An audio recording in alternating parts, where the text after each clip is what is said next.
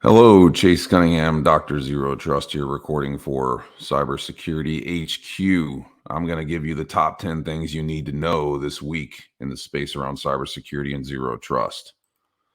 Number one, ChatGPT has a stepchild, a bastard stepchild called WormGPT, which makes creation of malware and phishing emails much easier.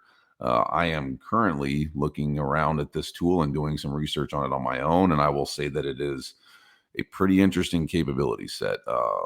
This continues to commoditize the types of threats that we see and will only add to the issues that we face. And the question still becomes, if this is this much of a commoditization of an attack vector, is phishing training really the thing to continue to throw investment at and budget at? Just a question.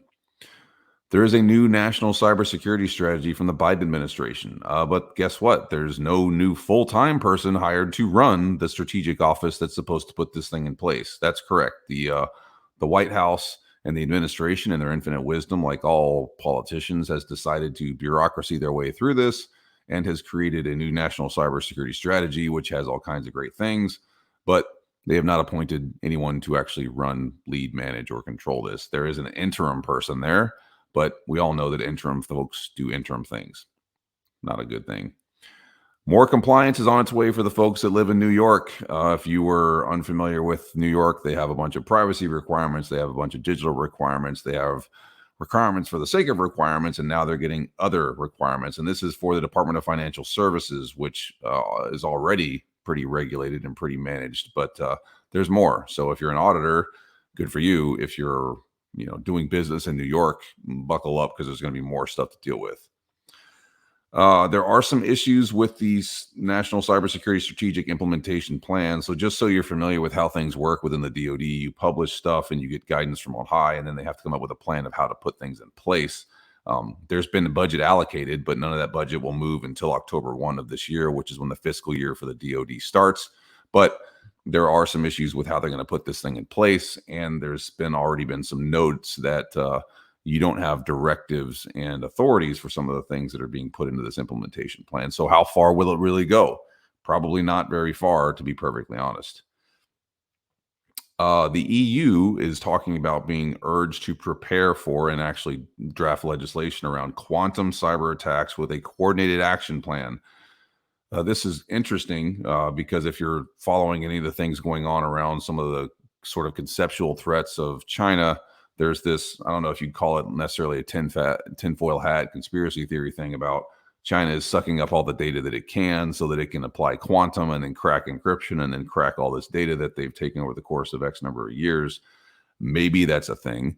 But the fact that you have nations and international organizations now working together to collaboratively address stuff around quantum is interesting, because really it's more concerning that they're following hype cycles rather than dealing with the basic threats that we deal with every day. It's great to consider and think about quantum as a problem. It's not probably worth it for everyone to spend resources on this when we actually have more specific problems to deal with. There is strategic value for organizations based on cybersecurity. There's an article in Market Screener that talks about cybersecurity strategies that are enabling business outcomes. So if you're in cybersecurity and you do things correctly and well, you are actually enabling a better business outcome for the business. It's worth it. There is value to it. It is strategically valuable, which is good. This means that we can get our space at the table. This means that cybersecurity people actually provide value. We are not just a cost center. So good stuff for us.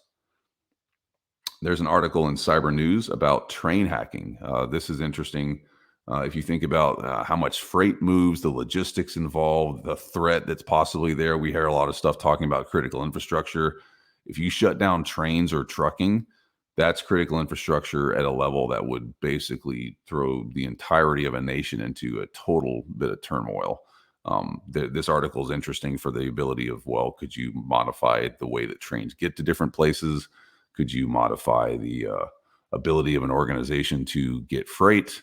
Those types of things. So if you're talking about critical infrastructure, I would suggest that trains are part of a critical infrastructure component.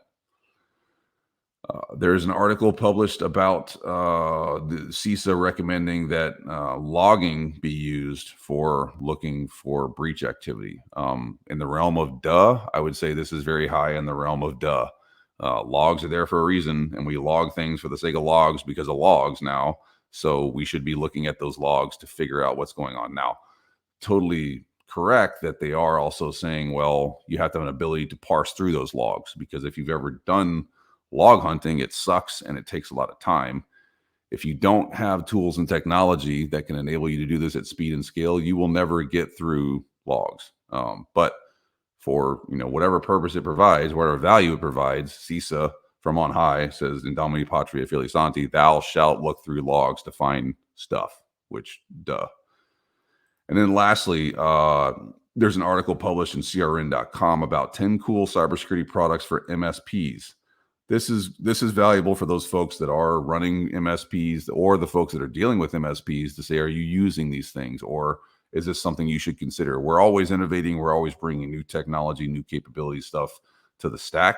It is very worth it to have those conversations with your providers and say, I think that this would be of value.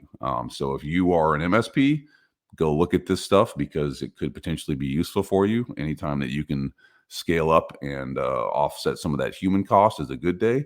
And if you are a customer of an MSP, I would look at this and say, well, could I suggest that they use this? Or maybe if my MSP is not going to use it, could I do it myself?